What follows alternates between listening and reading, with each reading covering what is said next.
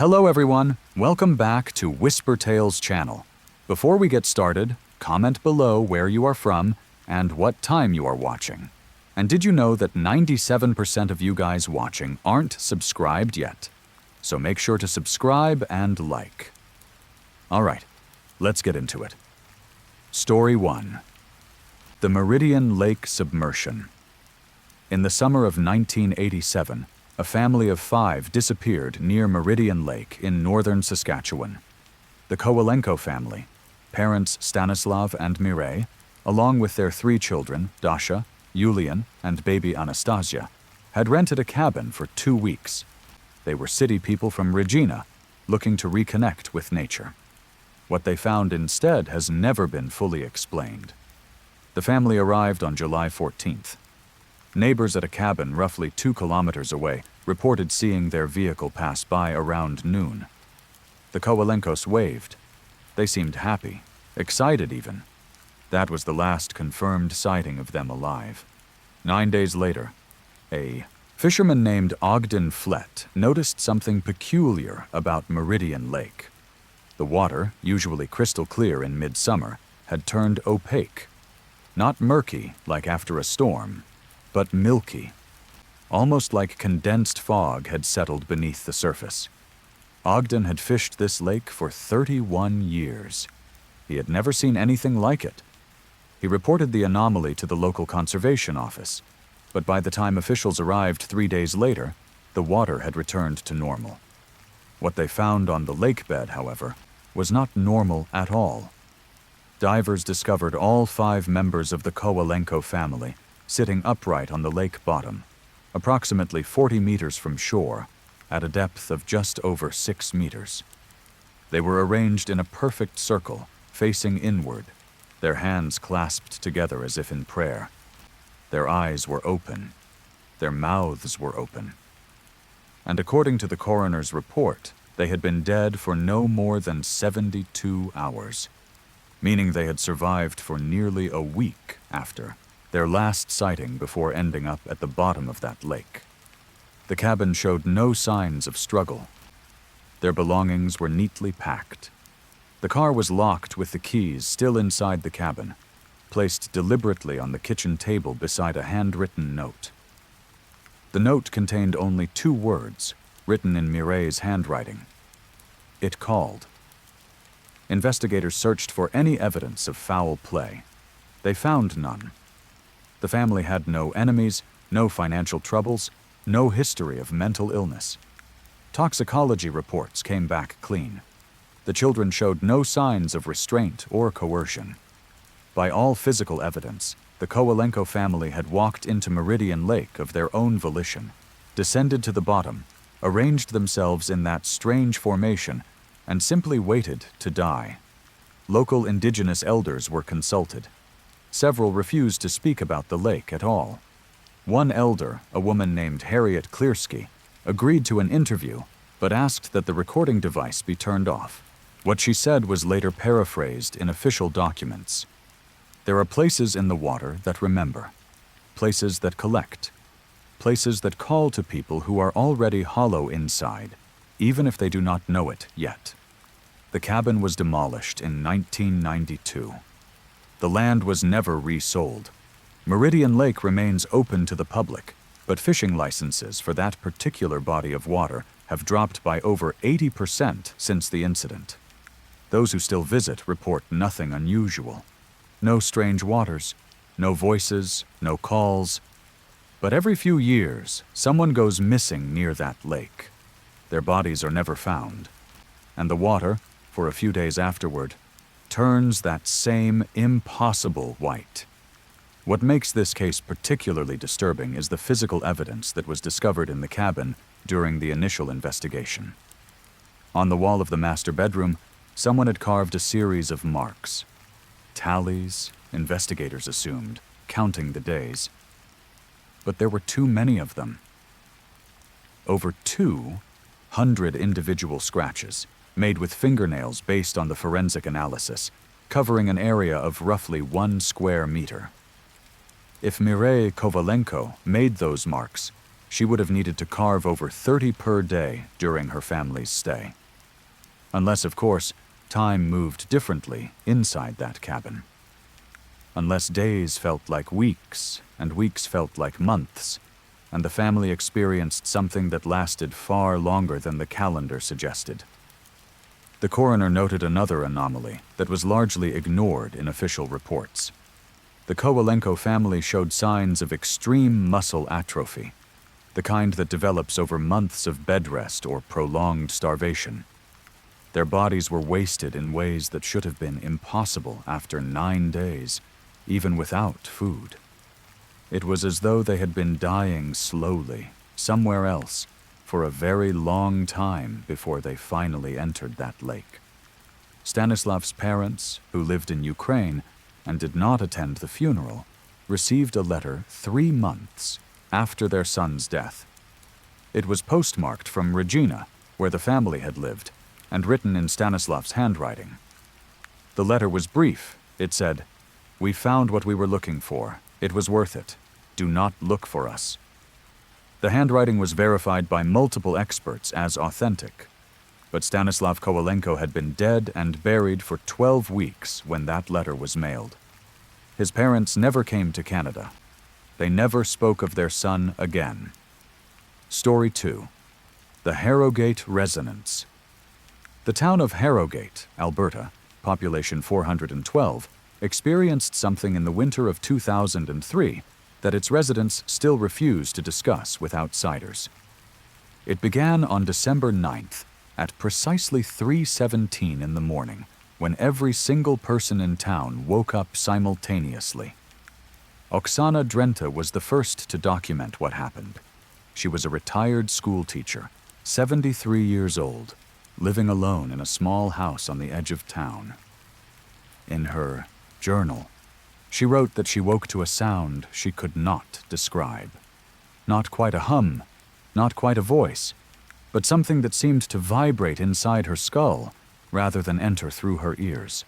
She went to her window and saw every light in Harrogate turning on, one by one, house by house, until the entire town was illuminated. What happened next lasted exactly 47 minutes.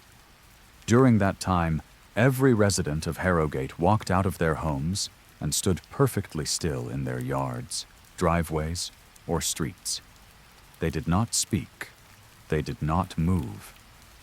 They simply stood, facing east, their breath fogging in the -28-degree air, their eyes fixed on something no one could later remember seeing. Oksana wrote that she tried to resist. She felt her legs moving toward the door against her will. She gripped her kitchen counter until her knuckles turned white, but it made no difference. Her body simply stopped obeying her commands. She walked outside in her nightgown and slippers and joined the others in their silent vigil. At 4:04 in the morning, everyone simultaneously returned to their homes and went back to sleep. Most had no memory of the event at all. Those who did remember, like Oksana, found that they could not speak about it. The words would form in their minds but refuse to leave their mouths. It was not fear that silenced them. It was something else. Something that felt like a command they had not consciously received. 3 days later, the first death occurred. Bohdan Lebedev, a 46-year-old mechanic, was found in his garage. He had removed every mirror from his house and smashed them into fine powder, which he had then arranged on his garage floor in a pattern that photographed officers described as looking like a sound wave frozen in time. Bohdan had then climbed into his truck, started the engine, and sat there until the carbon monoxide took him. The coroner noted that there were no signs of distress on his face. If anything, he looked peaceful, relieved. Over the next 2 months, 11 more residents of Harrogate died. All suicides, all preceded by the destruction of mirrors, all with that same pattern of broken glass, and all with the same expression of profound relief. Provincial investigators launched a formal inquiry, but could find no environmental cause, no gas leaks, no contaminated water, no unusual electromagnetic activity. The surviving residents were evaluated by psychiatrists who found no evidence of mass psychosis or shared delusion. Everyone simply agreed that something had happened that night, that it had changed them in some fundamental way, and that some people could not live with that change. Oksana Drenthe survived. She was one of the last original residents to remain in Harrogate before moving to a care facility in Edmonton in 2019. In her final journal entry, dated 3 days before her move, she wrote something that investigators have never been able to explain. "I finally understand what we were looking at. We were looking at ourselves from the outside, and some of us couldn't bear what we saw. The population of Harrogate today is 89. New residents report nothing unusual about the town, but none of them have mirrors in their homes. When asked why, they cannot explain it. It simply feels wrong to have them there." There is one more detail that Oksana recorded in her journal, a detail that has never been officially acknowledged. During those 47 minutes of standing in the cold, she was not entirely unconscious. Some part of her was watching, observing, trying to make sense of what was happening. And in that state, she saw something moving between the houses. A figure, or perhaps several figures, walking slowly down the streets of Harrogate, pausing at each frozen resident as if inspecting them. The figures were tall. Too tall. Their proportions were wrong in ways she could not articulate. And they were looking not at the people, but through them, as if examining something beneath the surface that only they could perceive. When she mentioned this to the provincial investigators, they dismissed it as a dream state, a hypnagogic hallucination caused by the cold and the confusion. Perhaps they were right. But Oksana drew those figures in her journal, and the drawings remain. Elongated limbs, heads that tilted at impossible angles, hands that ended in too many fingers, and faces that were blank, completely blank, as if features were unnecessary for whatever purpose they served. The 12 people who died in the months following that night all reported seeing those same figures in the days before their suicides. Bohdan Lebedev told his wife he saw one standing in their bedroom, watching him sleep. Another victim, a woman named Delphine Rochefort, left a voice message for her daughter describing the tall ones who had started appearing in her peripheral vision. All 12 deaths were preceded by sightings that the medical establishment attributed to shared psychosis triggered by the initial event. But Oksana Drenthe never saw them again after that night. She was one of the few who remembered clearly, one of the few who saw everything during those 47 minutes. And she never tried to kill herself. She often wondered why she was spared, why the tall figures passed her by while selecting others for whatever fate they had in mind. In her final journal entry, she offered this theory. Perhaps they were not choosing victims. Perhaps they were taking inventory, marking certain people for later. And perhaps I simply was not what they were looking for. Story 3. The Cartographer's Amendment. In 2011, a surveyor named Philippa Marchetti was contracted by the Newfoundland provincial government to update topographical maps of the Long-Range Mountains. It was routine work. She had done similar projects dozens of times across Canada. What she discovered in a valley that should not have existed changed everything she thought she knew about geography itself. The valley did not appear on any existing maps. Satellite imagery showed only unbroken forest. But when Philippa physically stood at its edge on September 23rd, there it was, a depression approximately 3 kilometers long and half a kilometer wide, completely invisible from above, but undeniably real on the ground. She documented everything. The valley floor was covered in stones arranged in concentric circles, each circle slightly smaller than the last, spiraling inward toward a central point. At that central point stood a single wooden post, weathered but clearly man-made, with symbols carved into it that Philippa did not recognize. She photographed the symbols and sent them to a colleague at Memorial University who specialized in indigenous languages. He could not identify them. Neither could anyone else she contacted. What disturbed Philippa most was not the valley's existence, or even the strange arrangement of stones. It was what happened when she tried to leave. In her field report, she described walking back the way she came for over 4 hours. The terrain was not difficult. She was an experienced hiker in excellent physical condition. But no matter how far she walked, she could not seem to reach the valley's edge. The tree line remained exactly the same distance away, close enough to see clearly, far enough that she never arrived. Night fell. Philippa set up camp in the valley and tried to remain calm. She had supplies for 3 days. Her GPS showed her exact location. She radioed her base camp and reported her situation. They told her they would send a helicopter at first light. The helicopter never found her. The coordinates she provided led to empty forest. Search teams on foot found no valley, no stones, no wooden post. They found only Philippa herself, sitting cross-legged at the base of a tree, approximately 12 kilometers from where her GPS said she was, with no memory of how she got there. She had been missing for 9 days.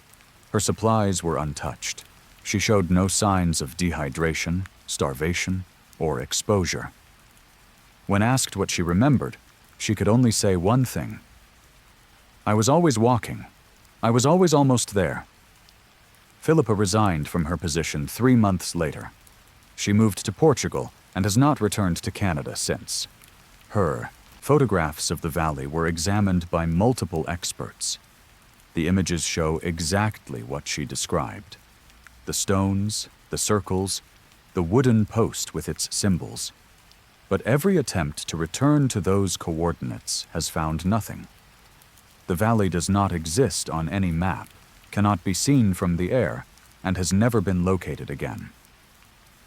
Some geologists have suggested the valley may be an example of a spatial anomaly, a fold in local geography that appears only under specific conditions. Others dismiss this as pseudoscience. But Philippa's photographs remain. The symbols have never been decoded. And somewhere in the long-range mountains, there may be a valley that exists only when it wants to be found. What Philippa has never publicly discussed, but has mentioned in private correspondence with researchers, is what happened during those 9 days she cannot remember. She has flashes, she says, fragments, images that surface in dreams and vanish before she can fully grasp them. She remembers voices speaking in a language she almost understood. She remembers hands on her shoulders, guiding her somewhere. She remembers a sensation of being measured, assessed, catalogued in some way she cannot articulate. Most disturbingly, she remembers a face. A face that was almost human, but not quite, looking down at her with what she can only describe as curiosity. Not malice, not hunger. Simple curiosity, the way a scientist might look at a specimen under glass. She cannot remember the details of this face, only the expression, and the overwhelming sense that she was being considered for something. Evaluated for a purpose she would never understand.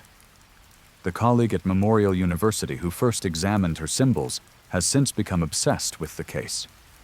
His name is Prosper Makundi, and he has spent the last 13 years trying to decode those markings. He believes they represent a form of mathematics, a way of describing space and time that does not correspond to any human understanding. His most recent paper, rejected by every academic journal he submitted it to, suggests that the symbols are a warning, a boundary marker, an indication that beyond this point lies something that should not be approached. Philippa dismisses his theories. She says she just wants to forget. But she still has the photographs, stored in a safety deposit box in Lisbon. and she still dreams of that valley, night after night, always walking toward an edge she never quite reaches, always almost there. Story 4. The Bloor Street Feeding. Toronto is not a city known for its horror stories. It is too modern, too populated, too aggressively normal. But in the basement of an abandoned textile factory on Bloor Street West, something happened in 1994 that still haunts the detective who investigated it. Constance Oyalaran was a homicide detective with the Toronto Police Service. She had seen terrible things in her career: domestic murders, gang, violence, crimes of passion and desperation. Nothing prepared her for what she found on February 17th of that year. The factory had been closed since 1978. It was scheduled for demolition to make way for a condominium development. A preliminary inspection by the demolition crew revealed a sub-basement that did not appear on any building plans. When workers broke through the floor, they found a room that measured exactly 4 meters by 4 meters, with walls covered in what appeared to be dried organic matter. Constance was called when the organic matter was identified as human tissue. Specifically, human skin. Hundreds of individual pieces, carefully preserved and adhered to the walls in overlapping layers, like scales or feathers. Carbon dating placed the oldest samples at over 120 years. The newest were less than a decade old. In the center of the room was a chair. Bolted to the chair were restraints. And beneath the chair, embedded in the concrete floor, was a drain that led nowhere. A pipe that simply ended after 30 centimeters, as if its only purpose was to collect whatever fell from the person sitting above. Constance spent 4 months trying to identify the tissue samples. She succeeded with 7 of them. All 7 were people who had been reported missing in Toronto over the previous 40 years. All 7 had disappeared without a trace, their cases eventually going cold. All 7 had one thing in common. They were last seen within 3 blocks of that factory. The investigation stalled. There was no suspect, no witnesses, no evidence of who had built that room or why. The factory was demolished in the summer of 1995. The site was excavated, inspected, and declared clean. The condominiums were built. 216 people live there now. Constance retired in 2008. She gave one interview about the case to a true crime podcast in 2019. In that interview, she revealed something that was never included in official reports. The pattern on the walls was not random. When photographed and digitally reconstructed, the overlapping pieces of skin formed a shape, a face, and the face was smiling. She also revealed that the pipe beneath the chair did lead somewhere after all. Forensic analysis found traces of material in that pipe that did not match any of the identified tissue samples. It was human, but its cellular structure was wrong. The cells were too large, too uniform, almost as if they had been grown rather than developed naturally. Constance died in 2021. Her final statement to the podcast host was this: "Something lived in that room, something that wore people's skin. And I don't think it was killed when they tore that building down. I think it just moved." In the years since the condominiums were built, there have been no reported incidents of violence or unusual activity. The building is considered a desirable address. Property values have risen steadily. The residents know nothing of what was found beneath their homes. But Constance compiled a file in her final years, a file that was released to researchers after her death, and it contains information that suggests the story may not be over. The 7 victims she identified all disappeared on dates that corresponded to phases of the lunar cycle. All 7 were reported missing within 3 days of a new moon. All 7 were last seen between the hours of 9 in the evening and 3 in the morning. and all 7 shared one characteristic that Constance only discovered after years of investigation.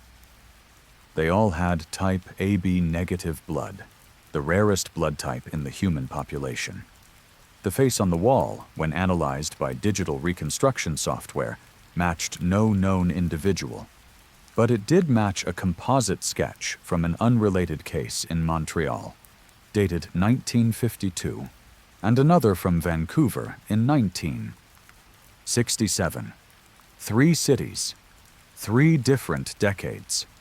The same face, appearing in contexts that suggested someone, or something, had been active across Canada for at least half a century. Constance reached out to investigators in both cities.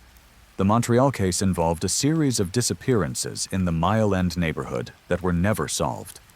The Vancouver case was a suspected serial killing that stopped abruptly after 6 victims. In both cases, witnesses described seeing a man with a face that didn't move right, a man who smiled too wide, who spoke in a voice that sounded rehearsed rather than natural. Neither case was ever closed. The condominium building now standing on that site has 216 units.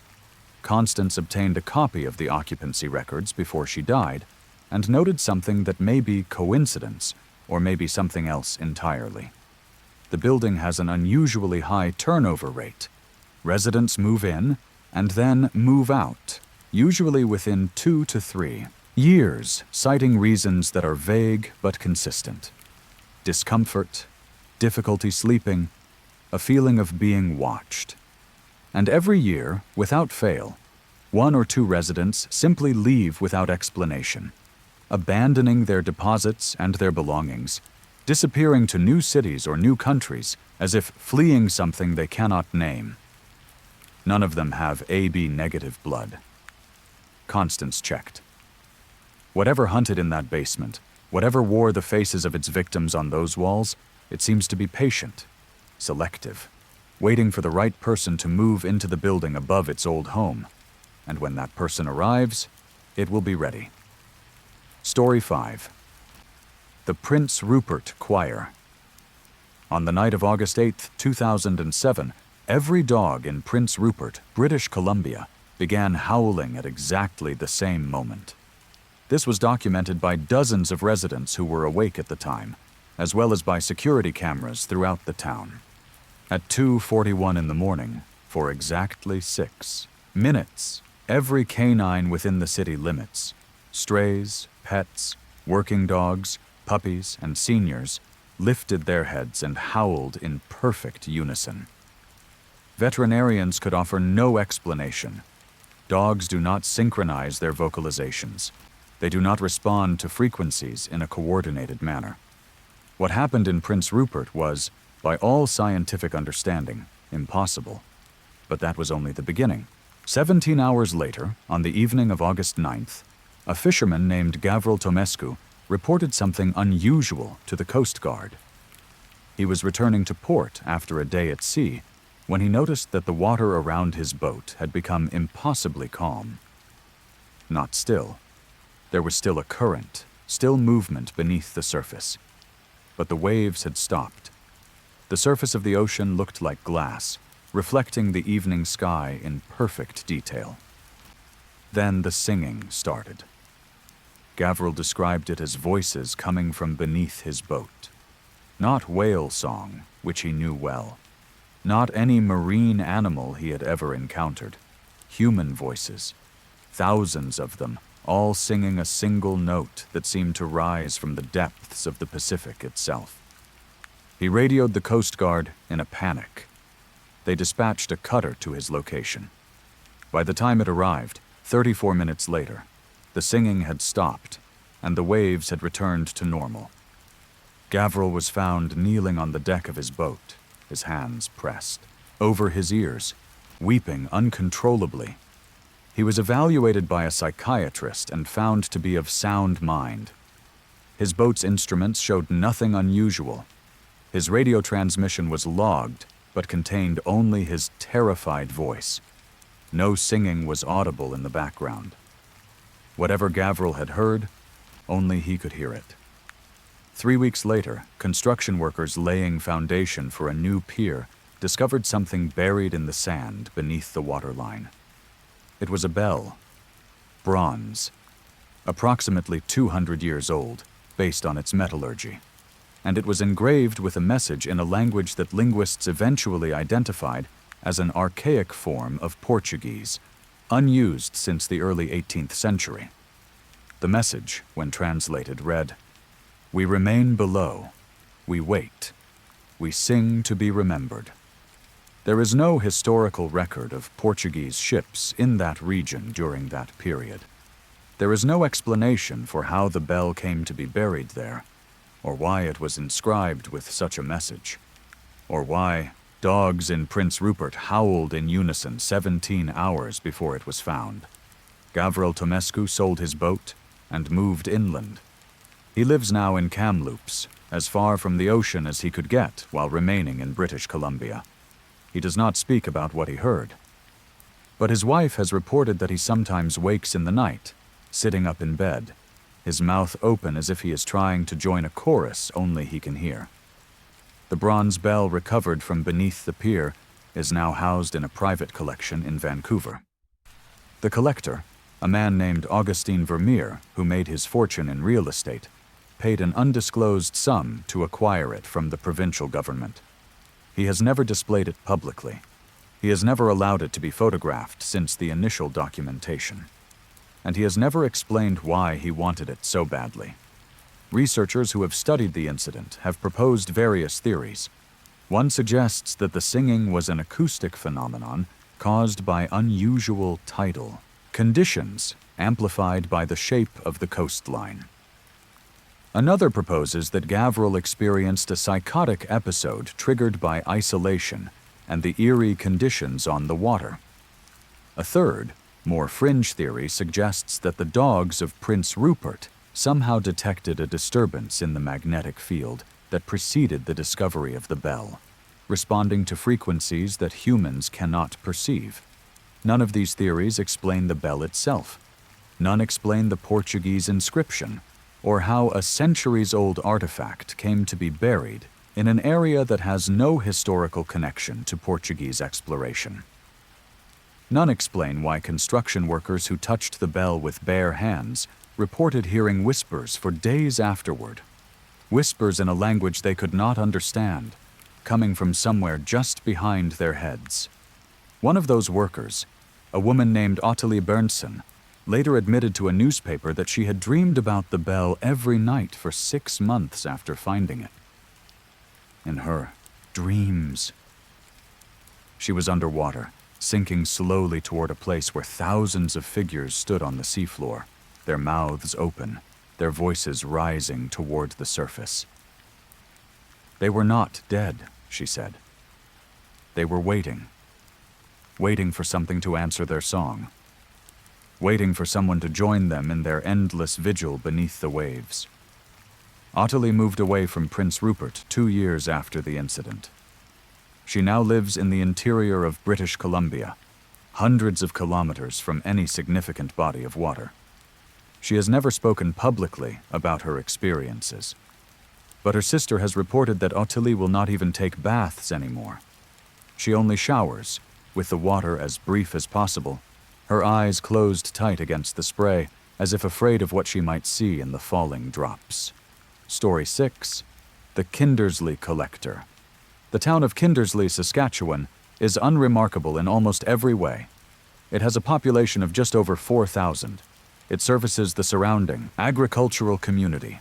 People are born there, grow up there, and often die there without ever making national news.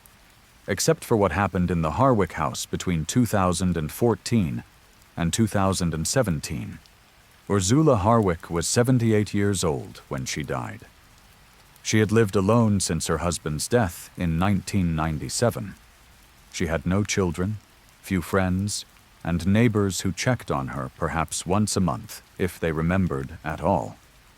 When she stopped answering her door in March of 2017, it took another 6 weeks before anyone thought to call the authorities. What police found inside was not a body. Ursula had been dead for approximately 4 months, but her remains were not in any recognizable state. They were distributed throughout the house, not in pieces but incorporated into things. Her teeth had been carefully removed and sewn into the curtains. Her hair had been woven into the carpet. Her bones had been hollowed out, filled with wax, and arranged on shelves like candles. Her skin was nowhere to be found. The forensic team that processed the scene required psychological counseling afterward. The lead investigator, a man named Emmerich Justa, who had worked in law enforcement for 23 years, described it as the most methodical crime scene he had ever witnessed. Whoever had done this had taken months. They had worked slowly, carefully, almost lovingly. There was no blood anywhere, no signs of struggle, just the systematic distribution of a human being throughout her own home. The investigation turned up nothing. Ursula had no enemies. She had no valuables worth killing for. Her house had no signs of forced entry. Security cameras at nearby businesses showed no unusual traffic near her home during the relevant time period. By all evidence, whoever had done this had either been inside the house the entire time, or had found a way to enter and exit without being seen or leaving any trace. Then, investigators began receiving letters. Handwritten, mailed from different locations across Canada, always in the same handwriting. The letters were addressed to the keepers of the Harrowgate collection and contained detailed instructions for the care and maintenance of what the writer called the installation. The curtains should be cleaned monthly with a specific solution. The carpet should never be walked on without bare feet. The candles should be lit once a year, on Ursula's birthday, and allowed to burn for exactly 1 hour. The letters included diagrams, measurements, and warnings about what would happen if the instructions were not followed. Police traced the letters to 17 different postal locations. The handwriting matched no one in any database. The paper was common. The ink was common. There was nothing distinctive about any of them except their content. The Harrowgate house was demolished in 2018. Everything inside was incinerated. The letters stopped coming. The case remains open, though no new leads have emerged. But Emmerich Justa, now retired, has never stopped thinking about one detail that bothered him from the beginning. Ursula Harrowgate had lived alone for 20 years. Her husband was buried in the local cemetery. His grave was exhumed as part of the investigation, and his remains were exactly where they should have been. So why, when investigators luminoled the basement floor, did they find the chemical signature of blood from 2 people? Both of which matched Ursula's DNA profile, but with genetic markers that were impossible for a single individual to possess? The geneticist who analyzed those samples, a woman named Radmila Sabo, published a paper on the findings that was immediately retracted under pressure from sources she has never identified. In that paper, she suggested that the basement contained DNA from 2 versions of the same person, identical in most respects, but divergent in ways that suggested they had developed separately, as if one Ursula had split into 2 at some point in her biological history. The implications were too strange for mainstream science to accept. The paper was dismissed as contamination, as error, as the product of flawed methodology. But Radmila still has her original samples, stored in a laboratory freezer in Toronto. She has tested them multiple times. The results are always the same. 2 people. 1 identity. Impossible.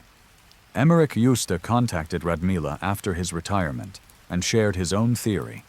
He believed that whatever process created the installation in the Harrowgate house was not murder in the traditional sense.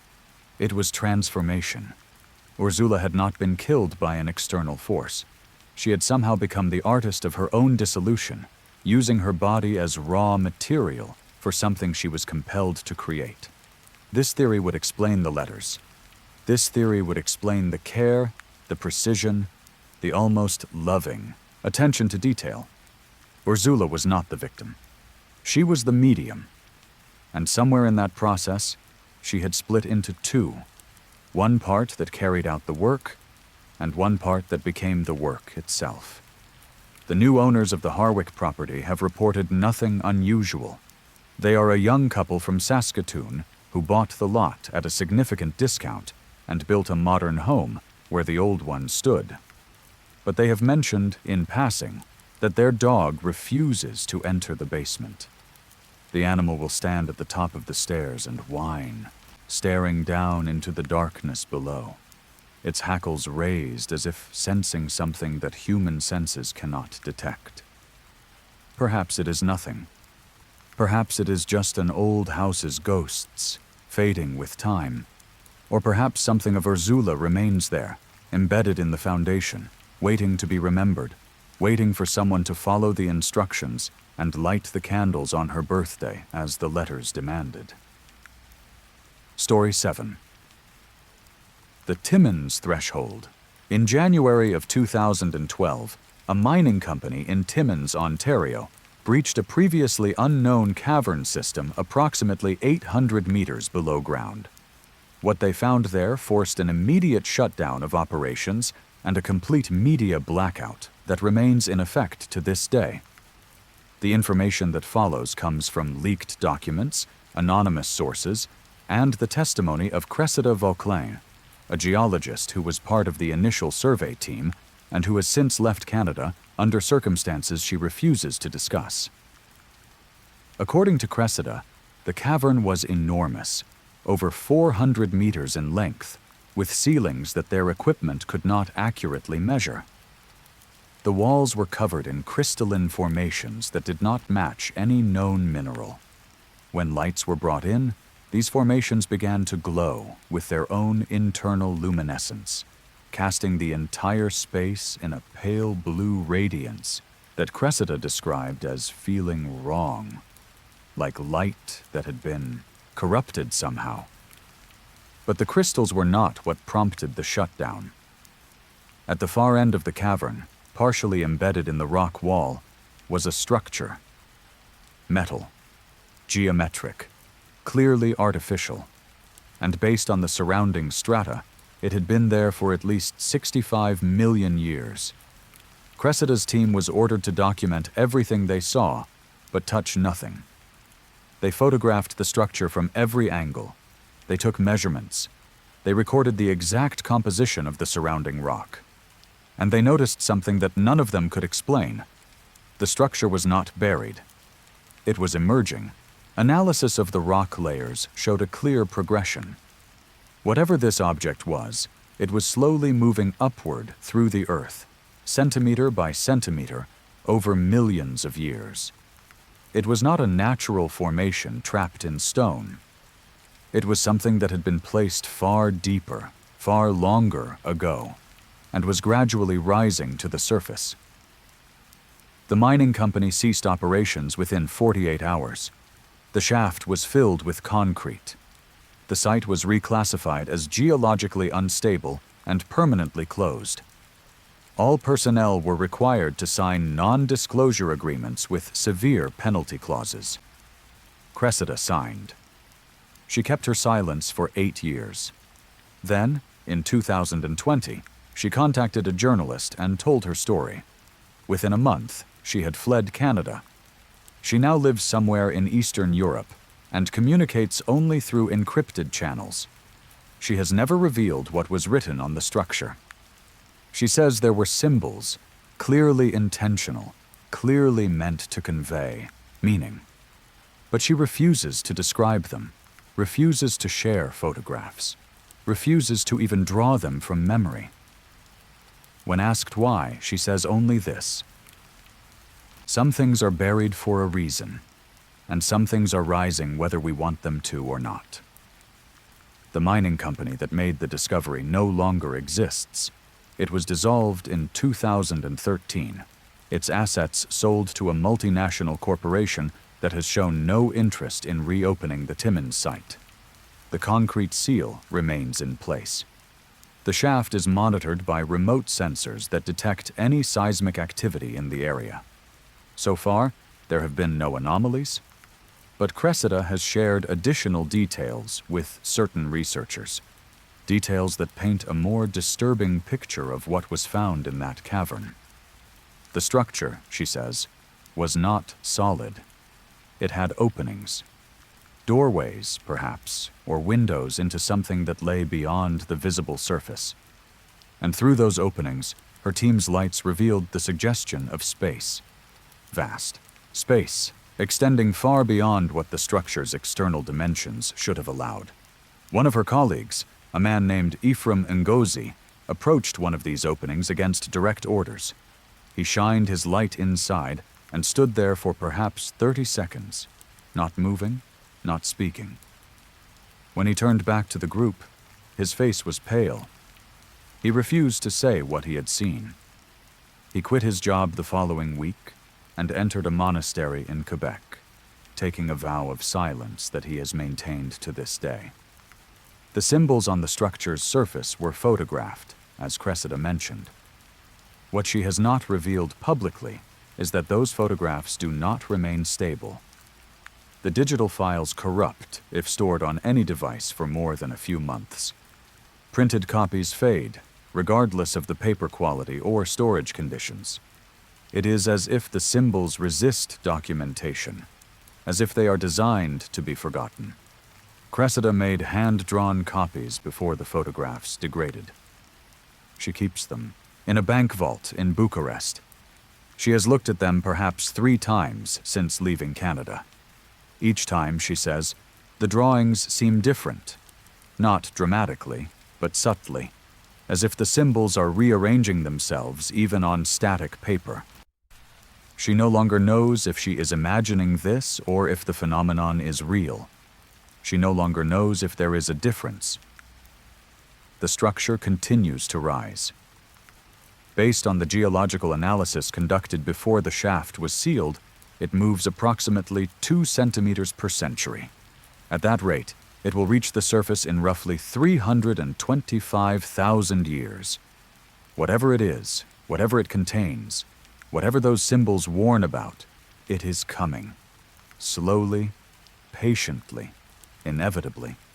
And when it finally emerges from the rock that has contained it for 65 million years, there may be no one left who remembers the warning that Cressida Vauquelin tried to give.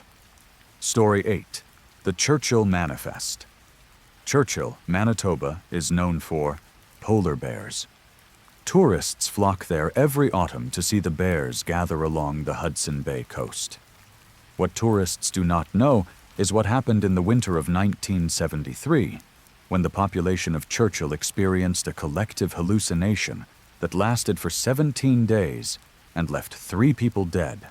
It began on November 4th, when a woman named Solveig Magnusdottir walked into the local RCMP station and reported that her husband had disappeared. This was not unusual. People went missing in Churchill regularly, usually due to weather or wildlife. What was unusual was what Solveig said next. Her husband had not left. He had not gone anywhere. He had simply become invisible. She could still hear him, she explained. She could feel him brush past her in their small home. She could smell his aftershave, hear his breathing at night, feel the mattress shift when he got into bed. But she could not see him. He had become transparent, like he was made of glass. The officers thought she was having a mental breakdown. They sent someone to check on her husband. He was there, perfectly visible, confused about why police were at his door.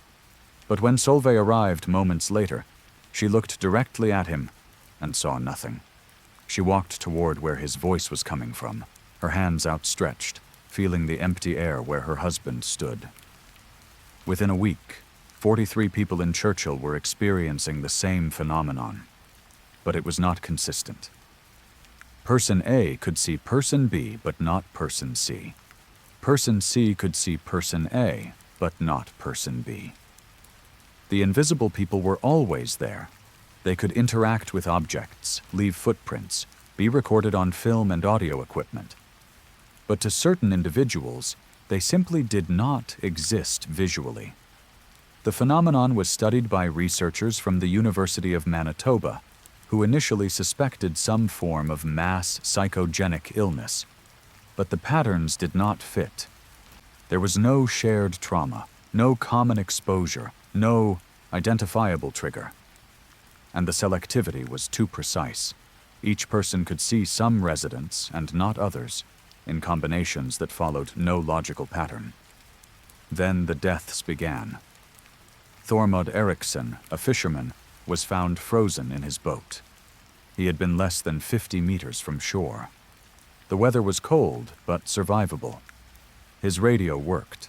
His flares were unused. By all evidence, he had simply sat there and waited to die. When investigators checked his eyesight records, they discovered that Thormod could not see his wife, his 2 children, or his best friend. To him, they had all been invisible for 12 days. 2 more deaths followed. Both were people who could see almost no one. To them, Churchill had become a ghost town, populated by voices and footsteps with no source.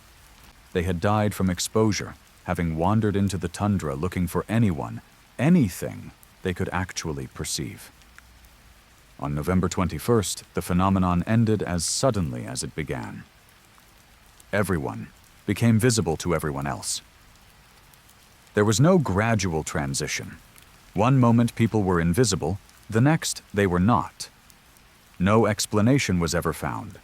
No similar events have occurred since. The official report attributed the incident to ergot contamination in the local food supply, despite no evidence of ergot being found. Solveig Magnusdottir lived until 2016. In her final years, she reportedly spent hours staring at her husband, as if afraid that if she looked away, she might never see him again.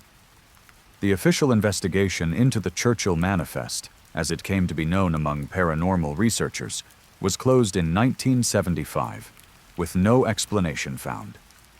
But documents declassified in 2008 revealed that the Canadian government had taken the incident seriously enough to dispatch a team from the Defense Research Board to study the phenomenon. Their report, heavily redacted, contains several intriguing details. The team identified an unusual electromagnetic signature in the Churchill area during the 17 days of the phenomenon, a low-frequency emission that did not match any known natural or artificial source. The emission appeared to be localized to the town itself, forming what one researcher described as an invisible dome approximately 4 kilometers in diameter. Within this dome, the team detected subtle variations in gravitational pull, variations so small that only their most sensitive instruments could detect them. These variations corresponded to areas of highest concentration of invisibility events, suggesting that whatever was causing people to become invisible to each other was somehow affecting the fabric of space itself. The report concluded with a recommendation that Churchill be designated a site of ongoing scientific interest and monitored indefinitely. This recommendation was apparently followed. Surveillance equipment was installed in the area in 1976 and remains operational to this day. What, if anything, that equipment has detected has never been made public. Thormod Eriksson, the fisherman who died of exposure, left behind a diary that his family has never released. Excerpts have circulated among researchers, however, and they paint a harrowing picture of his final days. He wrote of the loneliness of being surrounded by voices without bodies, of reaching out to touch his wife and feeling nothing but empty air. He wrote of the conviction that grew in him that he was already dead, that he had died years ago and simply not noticed, and that the voices around him were the living trying to communicate with his ghost. His final entry, written the day before he was found, contained only a single sentence. "If I cannot see them, then perhaps they cannot see me either, and perhaps that means I can finally rest." The phenomenon has not recurred in Churchill. The town has returned to its routine of polar bear tourism and isolated northern life. But residents who lived through those 17 days speak of it rarely and reluctantly. They know what it is like to live in a world where the people you love can become invisible, where the boundary between presence and absence becomes meaningless.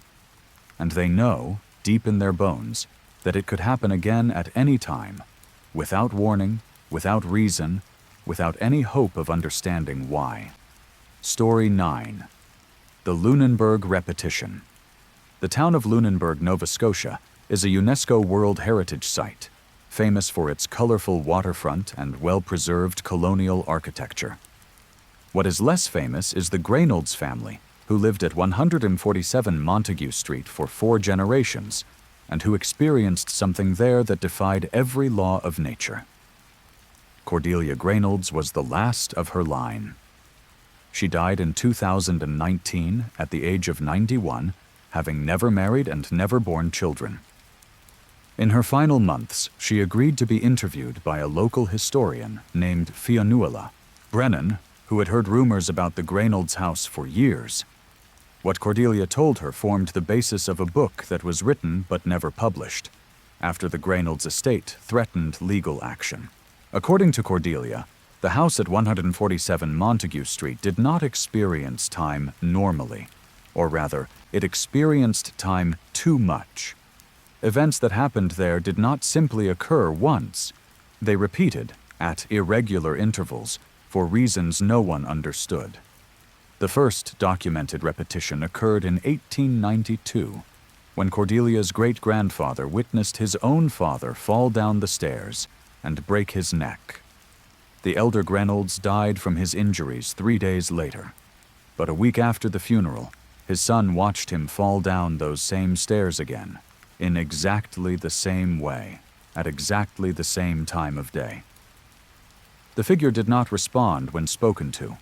It simply fell, lay at the bottom of the stairs for a moment, and then vanished.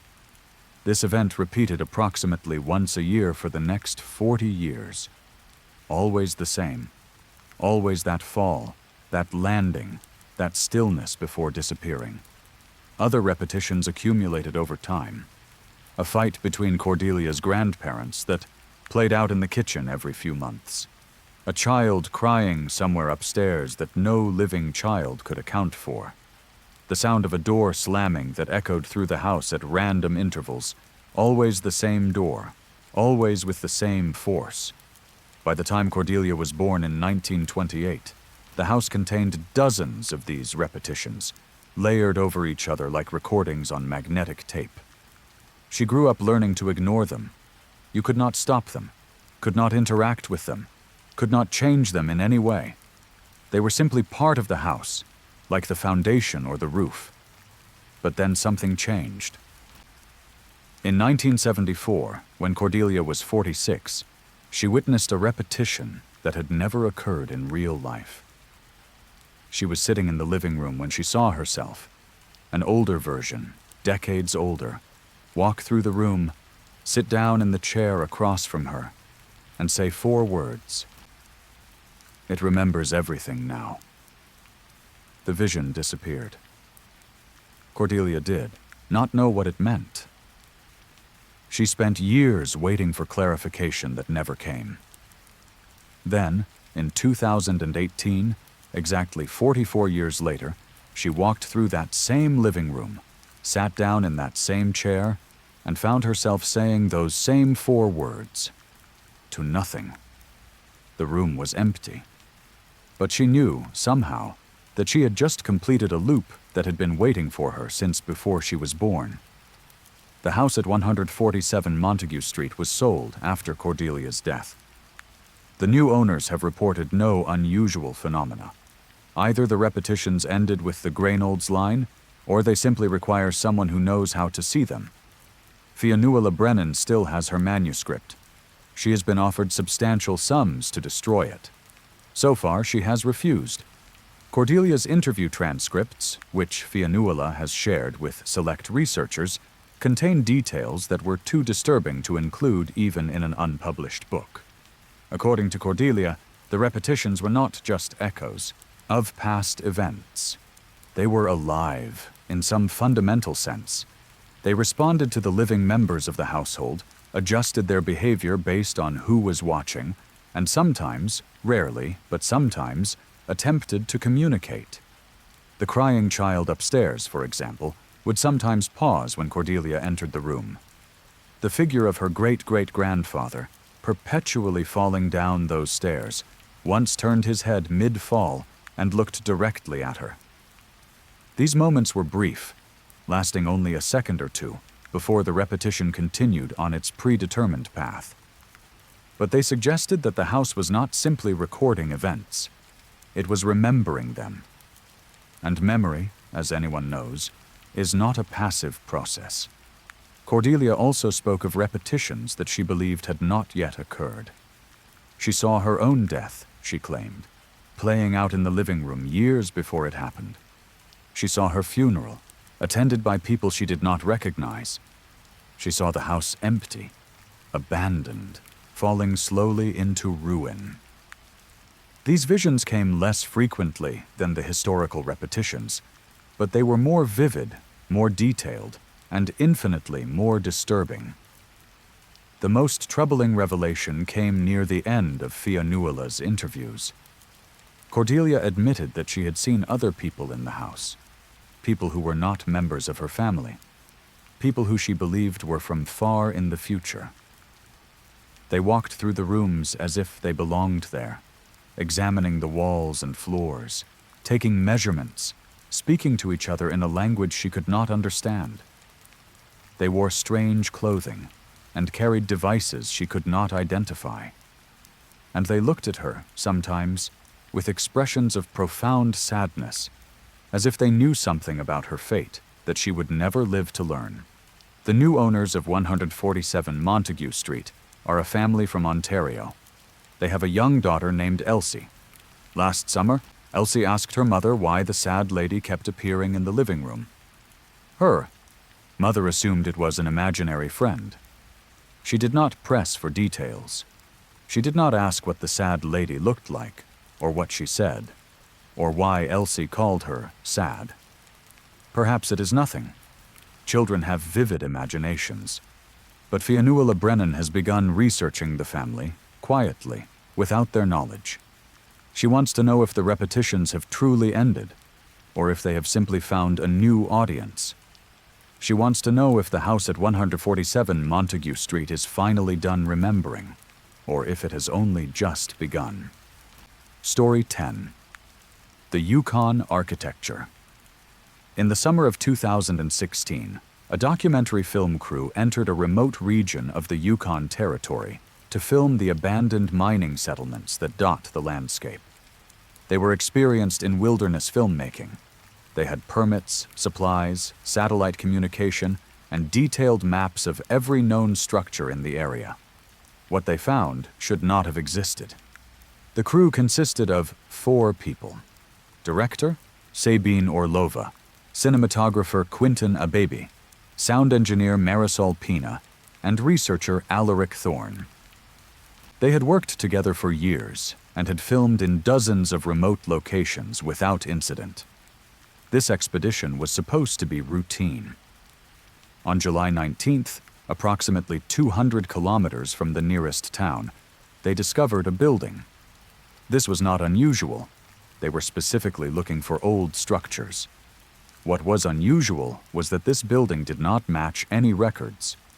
It was not a mining facility, not a trapper's cabin, not any recognized architectural style. It was a tower, approximately 30 meters tall, made of a black stone that did not occur naturally anywhere in the Yukon. They filmed it from a distance. They documented its location with GPS. They debated whether to approach. Alaric, who had studied the history of the region extensively, was adamant that no such structure could exist there.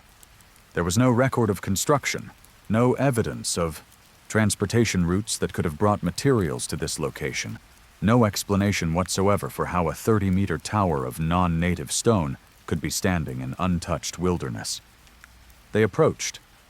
The tower had a single entrance, a doorway with no door. Inside was darkness so complete that their light seemed to be swallowed rather than illuminating anything. Sabine recorded video of Quentin stepping through the doorway. On the footage, he takes one step forward and vanishes from frame. Not walks out of shot, vanishes. One frame he is there. The next, he is not. The remaining crew searched for 3 hours. They called his name. They shined lights into the doorway. They could see nothing but darkness. Finally, as the sun began to set, they made the decision to seek help. They hiked out to their base camp, contacted emergency services, and led a rescue team back to the coordinates. The tower was not there. The GPS showed they were in the exact right location. Their own. Footprints from the previous day were visible in the mud. But where the tower had stood, there was only empty forest. Quentin Abebe was never found. The footage of his disappearance has been analyzed by video experts who confirm it has not been edited or manipulated. One frame shows a man stepping forward, the next frame shows an empty doorway.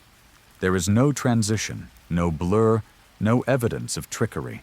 He simply stops existing. Sabine Orlova released the footage publicly in 2018. She has faced ridicule, accusations of hoax, and suggestions that she murdered her colleague and fabricated evidence. But she has never changed her story, never withdrawn the footage, never offered any explanation beyond what she witnessed.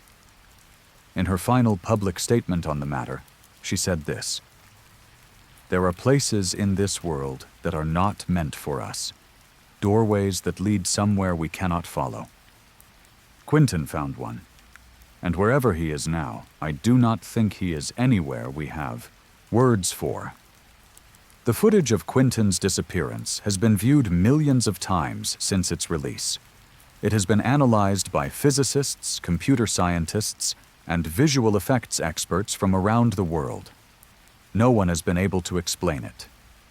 The frame-by-frame analysis shows no transition, no distortion, no evidence of any physical process that could account for a human being simply ceasing to exist between one frame and the next. Some researchers have proposed that the tower was a projection, a hologram created by unknown technology to lure victims into a trap. Others suggest that the doorway was a portal to another dimension, another time, or another state of being entirely. A fringe theory proposes that Quentin was not destroyed, but translated, converted into a form of energy or information that was absorbed by whatever existed beyond that threshold. Sabine has continued her filmmaking career, though she no longer works in remote locations. Her most recent documentary, released in 2023, examined urban legends in Canadian cities, safe, populated environments where mysterious towers cannot appear out of nowhere. She has said in interviews that she does not believe in the supernatural, that she thinks there must be a rational explanation for what happened to Quentin. But she has also said that she sleeps with the lights on now, and that she cannot bear to look at doorways in the dark. Marisol Pena, the sound engineer, was the only member of the crew to approach the tower's doorway after Quentin vanished. She did not enter, but she stood at the threshold and listened. In her statement to investigators, she described what she heard. A sound like breathing, vast and slow, as if something enormous was asleep just beyond the entrance. She heard Quentin's voice too, she claimed, distant, distorted, calling her name as if from very far away. She did not respond. She did not step forward. She turned and ran, and she has not stopped, running since. Alaric Thorne, the researcher, has devoted his life to finding the tower again. He has returned to the Yukon every summer since 2016, searching the wilderness where they found it, expanding his search radius each year. He has never found anything. No tower, no black stone, no doorway into darkness, But he keeps searching, convinced that the structure did not simply disappear, that it moved or hid or transformed into something else. He has found other things, however. Anomalies. Patches of forest where the trees grow in perfect spirals. Clearings where nothing will grow at all, where the soil is sterile and the air smells faintly of ozone. Places where his compass spins wildly and his GPS loses signal. The Yukon, he has come to believe, is not a single wilderness, but a patchwork of different realities, some of which overlap with our own only temporarily, only under certain conditions. Quinton Abebe's family held a memorial service for him in 2017, though no body was ever recovered. His mother, a woman named Zipporah, refused to attend. She insisted that her son was not dead, that he was simply somewhere else, somewhere beyond communication, but not beyond existence. She died in 2021, still waiting for him to come home. The footage remains. The tower remains undiscovered. And somewhere in the Yukon, there is a doorway that leads to a place we cannot imagine. A place where Quinton Abebe may still be standing, 1 foot forward, frozen in the moment between one world and another, waiting for someone to find the way back.